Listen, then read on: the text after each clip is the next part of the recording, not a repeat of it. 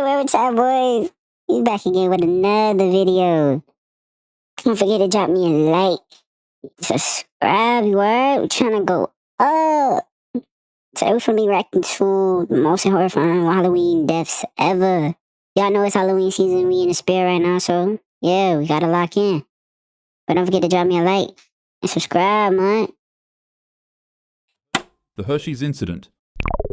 On a Halloween night in 2011, a small home on Winchester Avenue in Chicago quickly became the scene of a nightmare. After trick-or-treating, a grown 55-year-old man fell into a fury with his partner after discovering that his bag of Hershey's candy was missing. He was convinced that the 49-year-old woman had taken it, and what started as a petty accusation quickly escalated into a heated argument. The shouting grew louder and tempers boiled over. In desperation, and perhaps in an effort to also protect herself, the 49-year-old woman hurled a plate at the man's head, striking him in the face and cutting above his eye. The injury, later visible in the mugshot taken of him, only stoked his anger further. With blood dripping down his face, the man reached for a kitchen knife, and consumed by rage, he lashed out in a frenzy, striking the woman multiple times. Neighbors later recalled hearing chaos and screams echoing from inside the home. Unsure as to whether or not the noises were Halloween decorations, police were eventually dispatched to the area. When officers arrived, they found the woman gravely injured. She was rushed to Cook County Hospital, where she lingered in critical condition for nearly a week. Despite doctors' efforts, her injuries proved fatal, and she later passed on November 5th. The man was arrested soon after and booked on felony charges. What had begun as a trivial Halloween quarrel between two adults ended in one of the most brutal of ways. Costume malfunction. On October 31st, at a thriving Halloween carnival, a 51-year-old man would step into the bustling streets dressed in a costume of burlap and straw, eager to join the thousands celebrating beneath pulsing lights and music. But in a sudden, tragic turn, the man's night of festivity shifted into pure trauma. The man joined the crowd in an energetic dance, and in the midst of the excitement, he wanted to take a break and light a cigarette. In his attempt, the flame from his lighter caught the edge of his costume's hood, and in an instant, his entire outfit ignited. Due to its material, the costume was extremely easy to burn, but difficult to put out and take off. The man would try ripping the costume off of his body, but its contents had already begun melting into his skin. As for the crowd around him, Oh, shit. Yo, that was crazy. People say that's one of the most worst ways to go out. Like, burning to death, bro? Bro, not gonna lie, I'd rather get catch hypothermia before I ever get burned to death. That shit is crazy as hell, bro. I'm not gonna lie. I don't think I would wish that on my worst enemy. That's just me, though. But, like, that shit is crazy. They at first thought it was a prank or some sort of fire stunt woven into the Halloween event. It should be noted that most of them were heavily intoxicated, so their rationality and judgment skills were extremely impaired at the time. As the blaze spread violently, it swallowed him whole like a torch. His figure staggered into the mass of dancers engulfed in fire with his arms flailing in a desperate panic. People continued cheering. Individuals were so impressed by the stunt that they had begun to record the screaming victim. Only when the man's screams got louder than the music at the carnival did a few sober witnesses realize what was going on.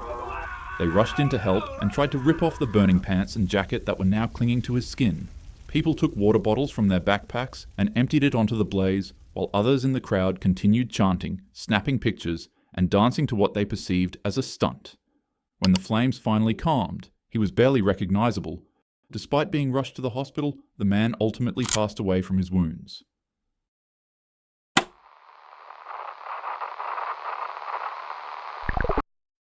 Alright, this shit about to get worse, so your discretion is advised, chat. It's about to get worse. This is beyond whatever was the lowest tolerant. But don't watch it if you can't handle this shit, bro. But don't leave without forgetting to drop me a like and subscribe. A 23-year-old mother in Hong Kong would continue navigating her life in an environment tainted by hardship. She was an orphan as a child, and as she grew up, she became addicted to abusing substances and other things. She worked at a nightclub in one of Hong Kong's red light districts, Tsim Sha Tsui, where a 34-year-old mob boss frequently visited her for services. The gangster was known to be extremely dangerous as he had a horrible temper and would often do cruel and unusual things to people who wronged him. One day, after the two met with each other, the mobster would accidentally forget his wallet at the venue. Upon seeing that it contained 4,000 Hong Kong dollars, the woman would secretly steal it to help her own financial situation for herself and her son. The mob boss found out, and out of fear of what he'd do to her, she immediately returned the money back to him. However, he wasn't satisfied. He demanded that she pay an additional $10,000 back to him as an interest fee for her thievery. Damn, that's karma at its finest. Damn, no. They could charge her extra team deals and smackaroonies. No, I can't, bro. But I would do a hit on him myself. Obviously, she couldn't meet those requests. On a calm night, as the woman made her way into her apartment after her shift, she'd hear knocks at her door. It would be 3 members of the Triad gang and a young girl who claimed that they wanted to settle the dispute with a more reasonable fee. Also, side note, the young girl seen here is actually the mob boss's girlfriend. Remember how I said he's 34? Well, she's 20 years younger than that. Yeah. Anyways, as soon as the woman opened up the door, they ripped her out of her apartment and drove her to a rundown flat on Granville Road in Kowloon. It was there that her final horrific month of torture began. Her captors beat her with pipes, suspended her in the air with wires, burned her with wax and plastic, and rubbed peppery spices into her wounds. Each day blurred into the next. It was a cycle of torment designed not only to punish her, but to strip away at her humanity. Neighbors heard nothing beyond the walls, but within them, suffering was routine. After nearly a month of agony, her body could no longer endure the mistreatment, and she would pass away from the monstrous acts of the gang. Upon realization, the mob boss had his men disposing of her remains in bags and pieces to clear themselves of any evidence.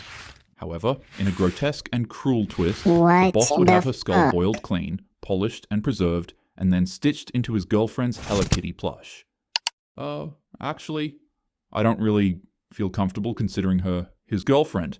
I mean, the man's quite literally old enough to be her father. But nonetheless, night after night, the young girl would be faced with the doll as she lived with the mob boss, and he kept it in the flat they were living in. She wouldn't be able to escape the sight of the toy, and as time went on, it began haunting her. She'd start seeing hallucinations and apparitions of the woman's ghost.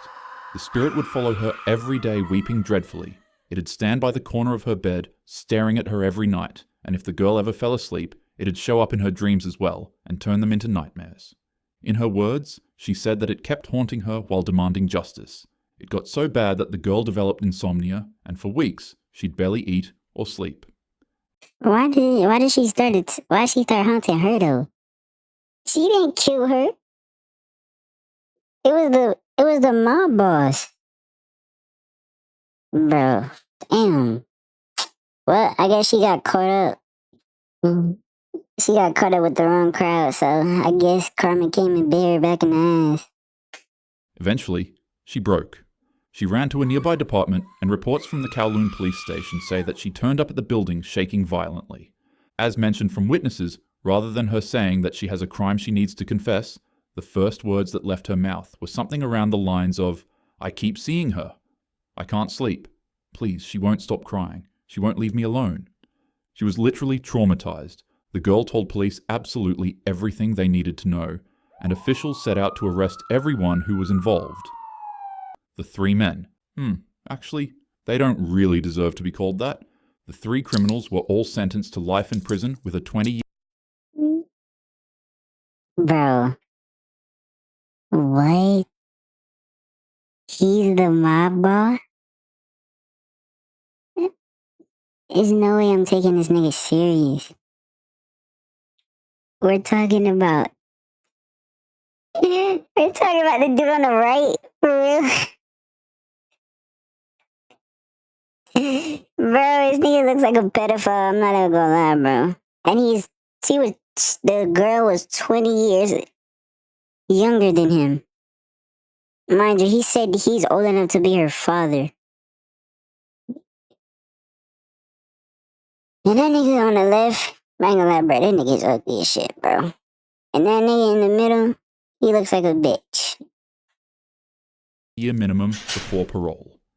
The young girl was placed in protective custody, and after the trial, it was noted that she was seeing the ghost less. However, she'd still go on to experience nightmares and auditory hallucinations of the woman weeping. The last thing that was heard of her before she was relocated with an identity change was that she was being given psychological treatment and correctional therapy. These aren't just horror stories, they're real events. And they're all so wrong, in so many ways. Halloween is meant to be scary in a fun manner, not in a cruel and dangerous one. To ensure that happens, make sure to group up, stay close to your friends, drink responsibly, and always check your candy twice. Take care of yourself and keep your loved ones safe. Without further ado, have a happy Halloween. Yeah, have a happy Halloween. Yes. Don't forget to subscribe. I'm gonna be dropping some more videos soon for y'all boys. I got y'all. But leave me a like and don't forget to subscribe. I'm gonna keep saying this shit because, I'm trying to drop more bangers. I need a reason to know why I'm dropping this shit. So don't forget. I'm gonna catch y'all boys later. Safety, my heart.